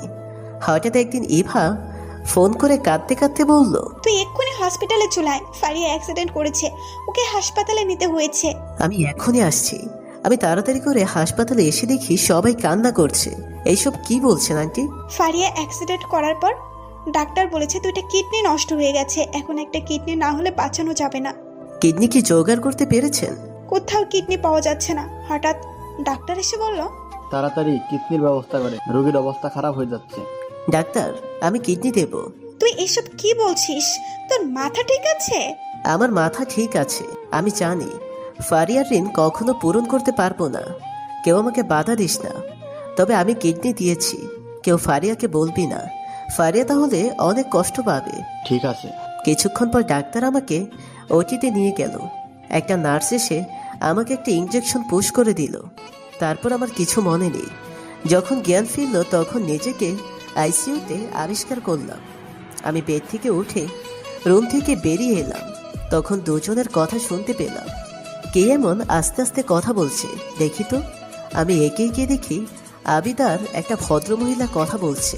আম্মু তুমি ঠিক বলছো, তবে আব্বু যেন কিছু না জানতে পারে। ওকে, ফারিয়ার সাথে কিছু করতে পারছি না, যা বলি বলে বিয়ের পরে। বিয়ের আগে এসব একটু মজা মাস্তি করবো তা না। ছেলেটা যদি কিডনি না দিত তাহলে তোকে বাঁচানো যেত না। নাম কি তার? আমার জন্য এত কিছু করলো। ডাক্তার, আপনি তো কিছু জানেন। সরি, আমরা তার প্রকাশ করতে পারবো না। ও, তখন একটা আঙ্কেল বলে উঠল, তাহলে আবিদের সাথে বিয়ে দেওয়ার ব্যবস্থা করা হোক। ঠিক দোস্ত। হাসপাতাল থেকে ছাড়া পেলেই বিয়ে দেওয়া হবে। আমি আর দাঁড়িয়ে না থেকে আস্তে আস্তে হাসপাতাল থেকে বের হয়ে এসে একটা রিক্সা নিয়ে রুমে এলাম। এইদিকে একটা নার্স দৌড়ে এলো। কি বলছো তুমি? তোমরা কি করো? খেয়াল থাকে না কিডনি দেওয়ার ফলে সে অসুস্থ হয়ে গেছে? তখন আমি একটু বাইরে গিয়েছিলাম। আমি রুমে এসে শুয়ে পড়লাম। সারা শরীর ব্যথা, জ্বর জ্বর ভাব। কিছুদিন পর ফারিয়াকে বাড়িতে নিয়ে গেল। ফারিয়া পুরোপুরি সুস্থ, তার বিয়ের আয়োজন চলছে, কিন্তু আমার অবস্থা তেমন উন্নতি হচ্ছে না। একদিন ইভা ফোন করে বলল ফারিয়ার বিয়ের কথা। আমি জানি ফারিয়া, কিন্তু আমার কিচ্ছু করার নেই। তবে আমি শেষ চেষ্টা করব। ঠিক আছে, আমরা ওর জীবন নষ্ট হতে দিব না। ফারিয়ার বিয়ের দিন অনেক কষ্ট করে ওদের বাড়িতে এলাম, সাথে প্রমাণ সহ মেয়েগুলোকে নিয়ে। বিয়ে বাড়িতে তখন নীরবতা হয়ে গেল। এইসব কি হচ্ছে? আমি থাকতে ফারিয়ার জীবন নষ্ট করতে দেব না। তুই ফারিয়ার জীবন নষ্ট করতে পারবি না। কি বলছো বাবা? জি আঙ্কেল। আমি ফোন বের করে সব কয়টা ভিডিও দেখালাম। তখনই পুলিশ এসে আবিদকে ধরলো। চলুন, আপনার নামে অনেক মামলা দায়ের হয়েছে। জি জি, আমি ভাবতে পারছি না তুই আমার ছেলে, তোর মায়ের কথা শুনে এসব করছিস। স্যার, আমার বউকে নিয়ে যান। ওকে। পুলিশ ওদেরকে নিয়ে চলে গেল। হঠাৎ ফারিয়া রুম থেকে বের হয়ে আমাকে ঠাস ঠাস করে থাপ্পড় মারতে শুরু করলো। এইবার তোর শাস্তি হলো আমার বিয়ে ভেঙে দিয়ে তুই চেয়েছিলি আমি কখনো যেন সুখে থাকি না। প্লিজ আমার কথা শোন। তুই আর একটা কথাও বলবি না। আবিদের সাথে তোর দেখা হওয়া পর্যন্ত তুই ওকে সহ্য করতে পারিস না। আমি তোর ভালো চেয়েছিলাম। আমার সামনে তোর জীবন নষ্ট হয়ে যাবে, তা আমি কি করে মেনে নেব? চুপ কর, আমি তোর কোনো কথা শুনতে চাই না। আর ভুলে যাস তুই একটা এতিম। তোর পড়াশোনার খরচ, সকল খরচ আমি দিয়ে থাকি। হ্যাঁ, আমি এতিম। আমার একটাই পরিচয়, তুই আমার সবচেয়ে কাছের বন্ধু। কিসের বন্ধু? যেদিন আমি হাসপাতালে একটা কিডনির অভাবে মৃত্যুর সাথে পাঞ্জা লড়ছিলাম, সেই কোথায় ছিল তোর বন্ধুত্ব? ফারিয়া। আব্বু, তুমি চুপ করো। এখন তুই মেসের খরচ দিতে পারছিস না, এই জন্য আমার কাছে আসছিস। ফারিয়া। তখনই ফারিয়া আমাকে ধাক্কা দিয়ে ফেলে দিল। তোর কত টাকা লাগবে আমাকে মুক্তি দিতে? আমি টাকা নিয়ে আসছি। এইদিকে ফারিয়া রুমে এসে ব্যাগ থেকে টাকা নেওয়ার সময় চোখে পড়ল সেই শাড়ি, কাচের চড়ির সাথে অনেকগুলো টাকা, আরেকটা চিঠি। তখনই ইভা রুমে এলো। কি ভাবছিস টাকাগুলো কোথা থেকে এলো, তাই না? তুই জানিস কি করে? আমি সব জানি, তবে তুই এই ভিডিওগুলো দেখলে সবকিছু বুঝতে পারবি। ইভা ফারিয়াকে সব ভিডিও দেখালো। তারপর ফারিয়া চিঠিগুলো পড়তে শুরু করলো। অবাক হচ্ছিস? এতগুলো টাকার শাড়ি কোথায় পেলাম? আমি তোকে লুকিয়ে অনলাইনে ওয়েব ডিজাইনার কাজ করতাম। সেদিন তোকে গিফটের সাথে আমি যে জব করি তার সারপ্রাইজ দিব বলে তোকে আসতে বলেছিলাম, কিন্তু তুই আমাকেই সারপ্রাইজ দিয়েছিলি। হ্যাঁ, আমি তোর পাশে কাউকে সহ্য করতে পারি না। জানি না তোকে ভালোবেসে ফেলেছি কিনা। আমি কোনোদিনই আবিদকে ব্ল্যাকমেল করিনি, কিন্তু তুই আমার কথা বিশ্বাস করবি না জানি। তার কারণ আবিদ। তোকে বলেছিলাম না তোর সব টাকা ফিরিয়ে দিব, তাই তোর টাকা দিয়ে গেলাম। চলি রে, বেঁচে থাকলে কোনো একদিন দেখা হবে। আমি খুব অসুস্থ, জানি না বেঁচে থাকবো কিনা। ইতি এতিম ছেলে। ফারিয়া চিঠি পড়ে কাঁদতে শুরু করলো। ফারিয়া দৌড়ে রুম থেকে বের হয়ে বাইরে এসে দেখে আমি নেই। আব্বু, সাগর কোথায়? চলে গেছে। ছেলেটা ঠিক মতো এসে বিয়ে ভেঙে দিয়েছে বলে আমরা বেঁচে গেছি। এখন কান্দিস? এতিম ছেলেকে মেরে তোর এখন কষ্ট হচ্ছে? আমি ভুল করেছি, তার শাস্তি আমি এখন পাচ্ছি। আমি কোনোদিন ওর কথা বিশ্বাস করিনি। যখন বুঝতে পারলাম তখনই সাগর আমাকে ছেড়ে চলে গেছে। চলে আর যাবে কোথায়? এই দেখ, চিঠিতে কি লিখেছে? শেষ লাইনে বেঁচে থাকলে দেখা হবে। এর মানে কি? তখনই ফারিয়ার নজর পড়ল মাটিতে, যেখানে রক্ত পড়ে আছে।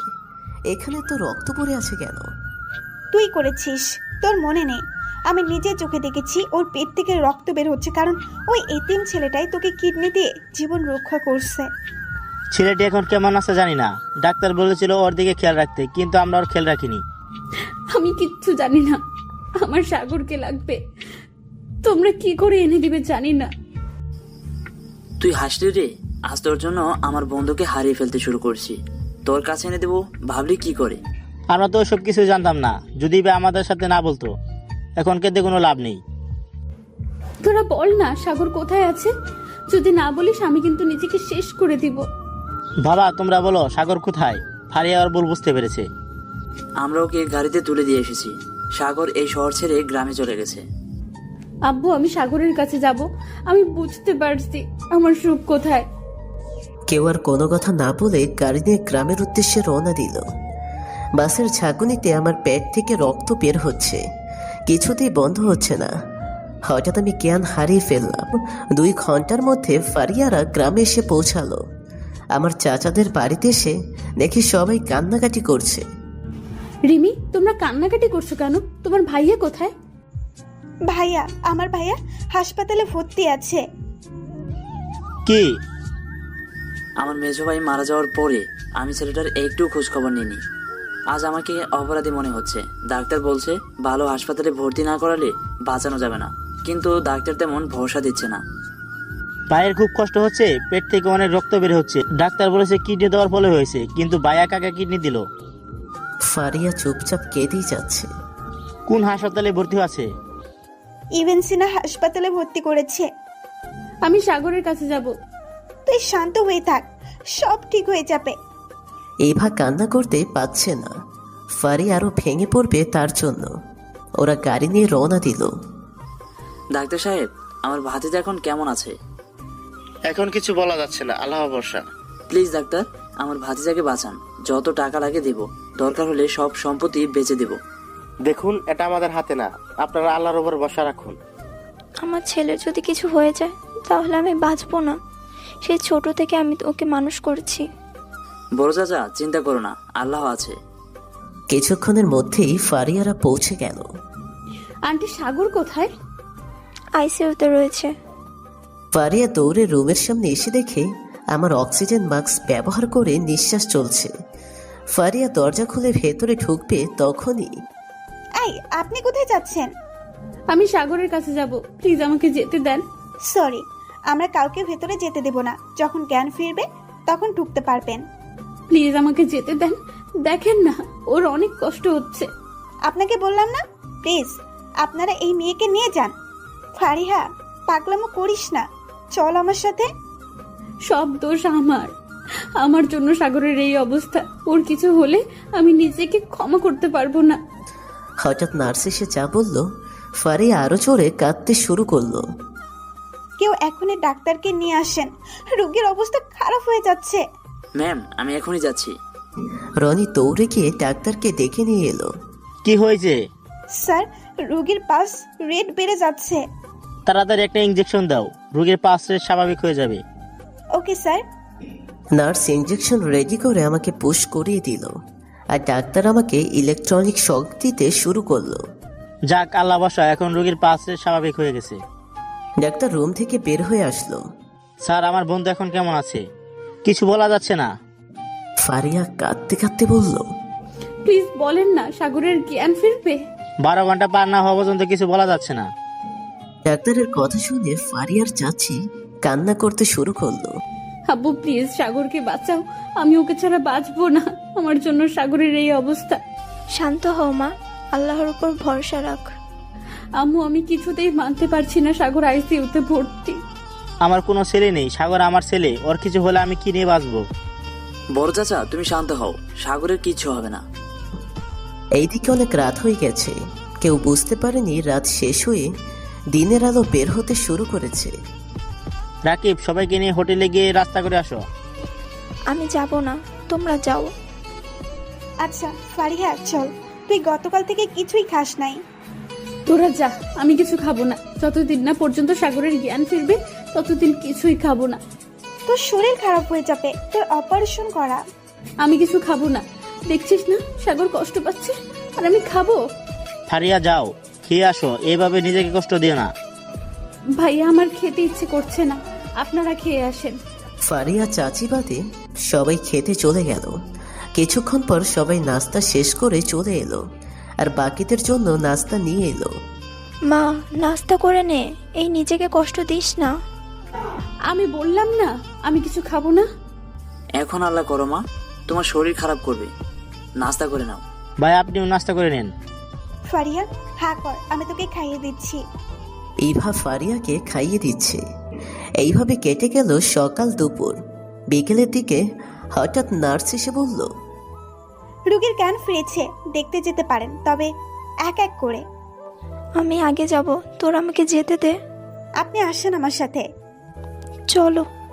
চাচি রুমের ভেতরে ঢুকে দেখে আমি হেলান দিয়ে শুয়ে আছি। চাচি, তুমি কান্নাকাটি করছো কেন? আমি ঠিক আছি। বাবা, তোর কিছু হয়ে গেলে আমরা কি বাঁচতাম? আমার আবার কি দেখছো? না, আমি ঠিক আছি। তুই একটু বিশ্রাম নে বাবা। আচ্ছা। চাচি চলে গেল। একে একে সবাই এসে আমার সাথে দেখা করে চলে গেল। হঠাৎ ফারি আমার সাথে দেখা করতে এলো। এই, তুই আমাকে ছেড়ে চলে যাবে ভেবেছিলি? চুপ করে আছি। আমি তোকে ছাড়া বাঁচবো না। তুই বলিস না কেন আমাকে কিডনি দিয়েছিস? তুই আমাকে ভালোবাসিস কিন্তু কোনোদিন আমাকে বলিসনি কেন? আমি মুখ ঘুরিয়ে রইলাম। তুই যে আমার কষ্ট দিয়েছিস, তার চেয়ে তোকে বেশি কষ্ট পেতে হবে। প্লিজ আমাকে ক্ষমা করে দে, আমি তোর সাথে অনেক অপরাধ করেছি। তুই তো আমার অবস্থান দেখিয়ে দিয়েছিস। আমি তোর পায়ে ধরছি, তুই আমাকে মাফ করে দে না। আমি আমার সব ভুল বুঝতে পারছি। তুই তো কোনো ভুল করিস নাই, যত ভুল করেছি আমি। সাগর, তুই আমাকে ভুল বুঝিস না, আমি পরিস্থিতির শিকার ছিলাম। দেখ, আমি এতিম ছেলে, তুই কেন আমাকে ভালোবাসবি? এতিম ছেলে মেয়েদের না আছে ভবিষ্যৎ। প্লিজ তুই আমাকে মাফ করে দে, আমি তোকে ছাড়া থাকতে পারবো না। আমরা বিয়ে করে ফেলি। বিয়ে? কিসের বিয়ে? যা গিয়ে তোর আবিদের সাথে বিয়ে কর। তুই আমার বিয়ে ভেঙে দিলি কেন? এখন তোকেই বিয়ে করতে হবে। ফারি আমার গলা চড়িয়ে কাঁদতে কাঁদতে, তুই যদি বিয়ে না করিস আমি আত্মহত্যা করব। আমি কিছুতেই মেনে নিতে পারবো না। তুই রুম থেকে বের হয়ে যা, আমার বিশ্রামের দরকার। আচ্ছা। ফারিয়া কাঁদতে কাঁদতে রুম থেকে বের হয়ে এলো। কাঁদিস কেন? সাগর আমাকে দেখে মুখ ঘুরিয়ে নিয়েছে। আমি সাগরকে ছাড়া বাঁচবো না। তুই সাগরকে অনেক কষ্ট দিয়েছিস, তোর উপর রাগ করেছে। আমি কি জানি না। আব্বু, আমার সাগরের সাথে বিয়ের ব্যবস্থা করো। শান্ত হ মা, সাগর সুস্থ হলে বিয়ে হবে। আমি যতটা কষ্ট পাইছি তার চেয়ে ফারিয়াকে ততটা কষ্ট পেতে হবে। কিছুক্ষণ পর আমি পুরোপুরি সুস্থ হয়ে উঠলাম। হাসপাতাল থেকে আমাকে বাড়িতে নিয়ে এলো। ফারিয়া আমার সাথে ভাব জমাতে চায়, কিন্তু সুযোগ দিই না। হঠাৎ একদিন বাড়ি থেকে জোর করে ফারিয়ার সাথে বিয়ে দিয়ে দিল। ফারিয়া, তুই জোর করে বিয়ে করেছিস, কিন্তু তোর খবর আছে।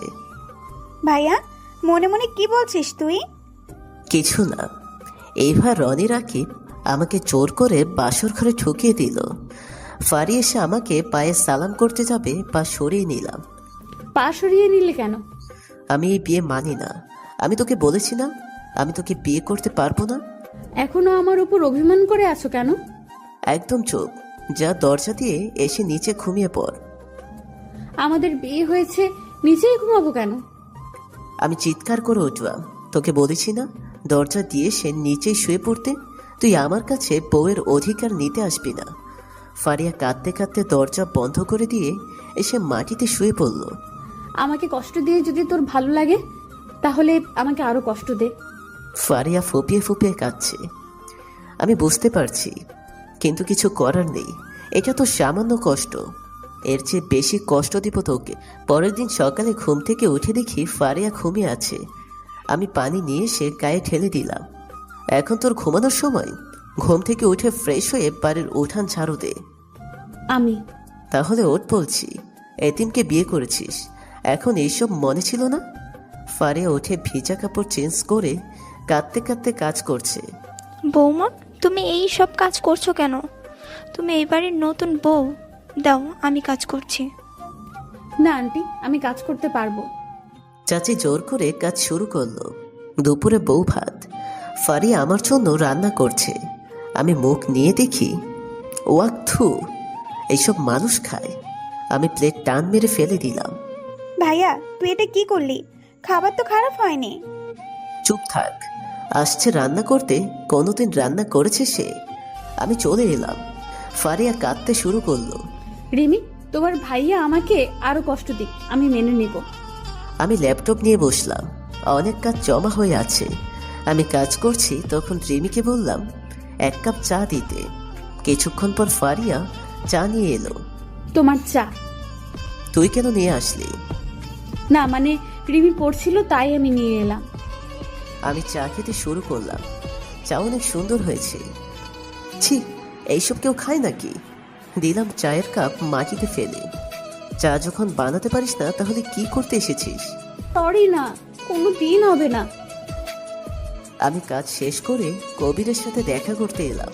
বিয়ে করে কত বদলে গেছিস তুই। ও, তোর খবর কি? ভালো। তারপর সাগরের পুরো শরীরে মদ ঢেলে নিল। তুমি মদ খাইছো? তাতে তোর কি? আমি যা ইচ্ছা তাই করব, তোকে বলতে হবে? হ্যাঁ, আমাকে বলতে হবে। আমি তোর বিয়ে করা বউ। বউ? কিসের বউ? আমি তোকে বউ হিসেবে মানি না। কি বললি তুই? তোর এত বড় সাহস, তুই আমার মুখের উপর কথা বলিস? আমি ফারিয়াকে ধাক্কা দিয়ে ফেলে দিলাম। ফারিয়া ব্যথা পেয়ে কান্নাকাটি শুরু করলো। আমি চুপচাপ বেডে শুয়ে পড়লাম। এইভাবে কেটে গেল 1 মাস। দিন দিন ফারিয়ার ওপর নির্যাতন বাড়তে শুরু করলাম। হঠাৎ একদিন ফারিয়া মাথা ঘুরে পড়ে যায়। ডাক্তার নিয়ে আসার পর বলে, অতিরিক্ত টেনশনের ফলে এমন হয়েছে। রোগের অবস্থা খারাপ হয়ে যেতে পারে। মনে রাখবেন, রোগের একটা কিডনি আছে। যদি টেনশন করে তাহলে সমস্যা হবে। ওকে। ডাক্তার চলে গেল। আমি আর কষ্ট নিতে পারছি না, প্লিজ তুমি আমাকে ক্ষমা করে দাও না, না হয় আমাকে গলা টিপে মেরে ফেলো। আমি ফারিয়াকে জড়িয়ে ধরলাম। আজ থেকে তোকে আমি কোনোদিন কষ্ট দেব না। সত্যি? ফারিয়া আমাকে ধরে ঠোঁটে কিস করতে শুরু করলো। আই লাভ ইউ বাবু। I love you too. চল আজ বাসর রাত শেষ করি। দূর, আমার বুঝি লজ্জা করে না? ফারিয়া রুমে আলো অফ করে দিল। তারপর যা হলো তা বলতে লজ্জা করছে। এরপর থেকে আমি আর ফারিয়া সুখে শান্তিতে সংসার করতে শুরু করলাম। সব কষ্ট সহ্য করা যায়, কিন্তু ভালোবাসার মানুষকে কষ্ট দিয়ে নিজেই সেই কষ্ট সহ্য করা যায় না।